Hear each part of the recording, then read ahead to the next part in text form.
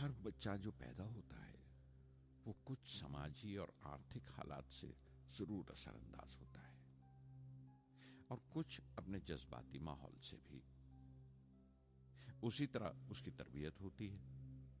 مجھے دیانتداری اور self discipline اپنے ابا سے وراثت میں ملا تھا، اور ماں سے اچھائی پر یقین کرنا اور رحم دلی۔ لیکن جلال الدین اور شمس الدین کی صحبت سے جو اثر مجھ پر پڑا، اس سے صرف میرا بچپن ہی محض الگ نہیں ہوا، بلکہ آئندہ زندگی پر بھی اس کا بہت بڑا اثر پڑا۔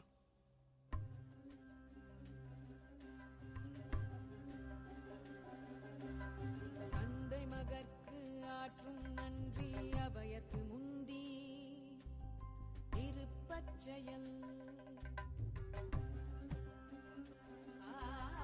தந்தை மகற்கு ஆற்றும் நன்றி அபயத்து முந்தி இருப்பச்செயல் இருப்பச்செயல் மகன் தந்தைக்கு ஆற்றும் உதவி இவன் தந்தை என்னோற்றான்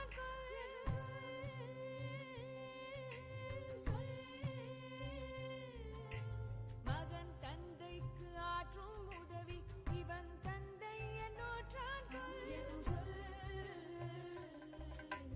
தந்தை மகற்கு ஆற்றும் நன்றி அபயத்து முந்தி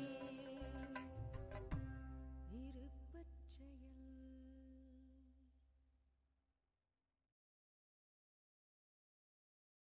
پھر جنگ ختم ہو گئی اور ہندوستان کی آزادی بالکل یقینی ہو گئی۔ میں نے ابا سے رامیشورم چھوڑنے کی اجازت چاہی۔ میں ڈسٹرکٹ ہیڈ کوارٹرز رامناتھ پورم جا کر پڑھنا چاہتا تھا۔ شمس الدین اور جلال الدین میرے ساتھ رامناتھ پورم تک گئے، مجھے شوارٹس ہائی اسکول میں داخل کرانے کے لیے۔ جانے کیوں وہ نیا ماحول مجھے راس نہیں آیا۔ رامناتھ پورم بڑا مصروف شہر تھا اور قریب 50,000 کی آبادی تھی، لیکن رامیشورم کا سکون اور اطمینان کہیں نہیں تھا۔ گھر بہت یاد آتا تھا اور گھر لوٹنے کا کوئی موقع میں چھوڑتا نہیں تھا۔ شوارٹس ہائی اسکول میں داخل ہونے کے بعد ایک 15 سالہ لڑکے کے تمام شوق جو ہو سکتے تھے میرے اندر جاگ اٹھے۔ میرے ٹیچر ایا دورائی سولومن بہترین رہبر تھے، گائیڈ، اس نوجوان ذہن کے لیے جس کے سامنے زندگی کی بے شمار ممکنات کھلنے والی تھی۔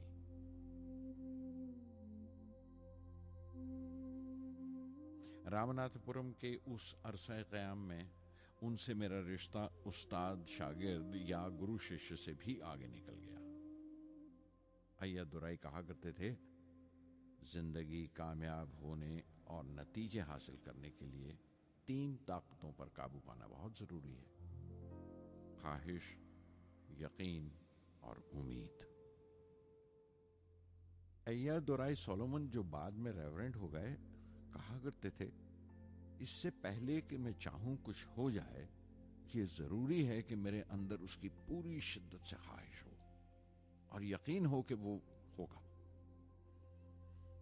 میں اپنی زندگی سے اگر مثال دوں تو مجھے بچپن سے ہی آسمان کے اسرار اور پرندوں کی پرواز ہمیشہ حیران کرتی تھی، فیسینیٹ کرتی تھی۔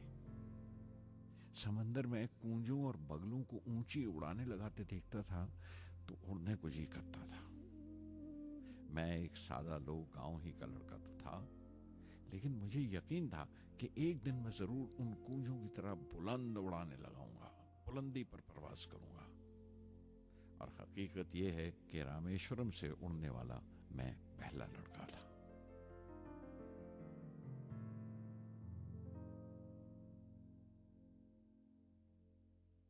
شوارٹس اسکول میں تعلیم ختم کرتے کرتے میرے اندر خود اعتمادی بس چکی تھی، اور مجھے یقین تھا کہ میں ضرور کامیابی حاصل کروں گا۔ میں تعلیم آگے جاری رکھوں گا، اس میں کوئی دوسرا خیال نہیں تھا۔ سن 1950 میں انٹرمیڈیٹ پڑھنے کے لیے سینٹ جوزف کالج ٹریچی میں داخل ہو گیا۔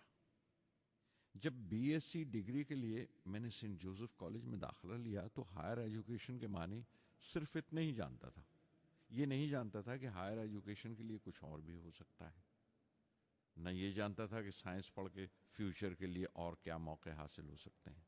بی ایس سی پاس کرنے کے بعد ہی جان پایا کہ فزکس میرا سبجیکٹ نہیں تھا۔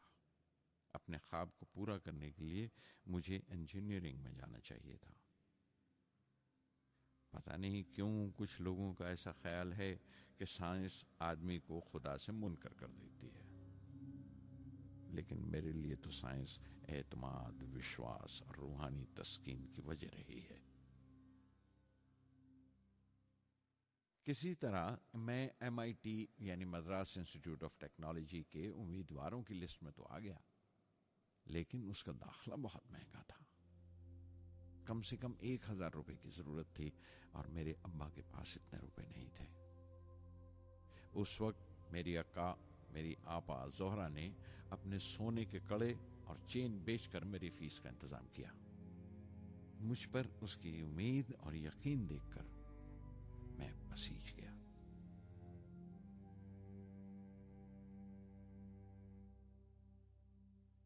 ایم آئی ٹی میں سب سے زیادہ مزہ آیا۔ وہاں 2 ہوائی جہاز رکھے دیکھ کر جو اڑان سے بری کر دیے گئے تھے، مجھے ان کی طرف ایک عجیب سا کھنچاؤ محسوس ہوتا تھا، اور جب سب لڑکے ہاسٹل لوٹ جاتے تھے میں کئی گھنٹے ان کے پاس بیٹھا رہتا تھا۔ فرسٹ ایئر مکمل کرنے کے بعد جب مجھے اپنے زیادہ خصوصی مضمون چننا تھے، یعنی اپنی اسپیشل برانچ کا چناؤ کرنا تھا، تو میں نے فورن ایروناٹیکل انجینئرنگ کا چناؤ کر لیا۔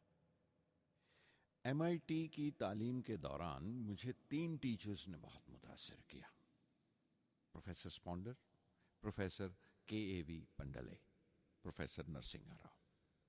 پروفیسر اسپونڈر ٹیکنیکل ایرو ڈائنامکس سکھاتے تھے۔ ایروناٹیکل انجینئرنگ میں داخلے سے پہلے میں نے ان سے صلاح لی تھی۔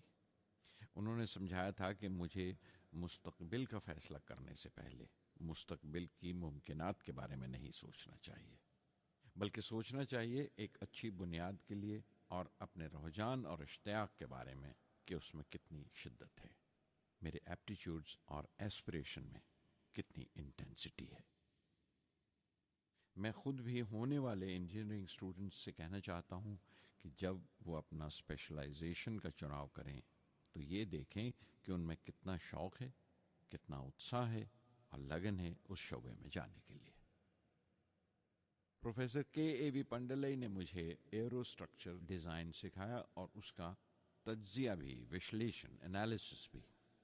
وہ بڑے خوش دل اور دوست ٹیچر تھے اور ہر سال کوئی نہ کوئی نیا طریقہ، نیا نظریہ لے کر آتے تھے کورس میں۔ پروفیسر نرسنگ راؤ میتھمیٹیشین تھے، وہ ایرو ڈائنامکس کی تھیوری سکھایا کرتے تھے۔ ان کی کلاس میں داخل ہو کر مجھے میتھمیٹیکل فزکس باقی تمام سبجیکٹس سے زیادہ اچھا لگنے لگا۔ سنگی ہری ہری نام چتارا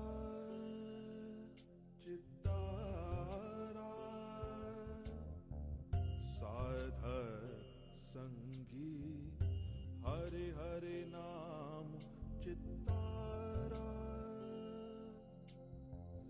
سہجی انتو ہووے دنو راتی انکر بھلو ہمارا سادھ سنگی سادھ سنگی۔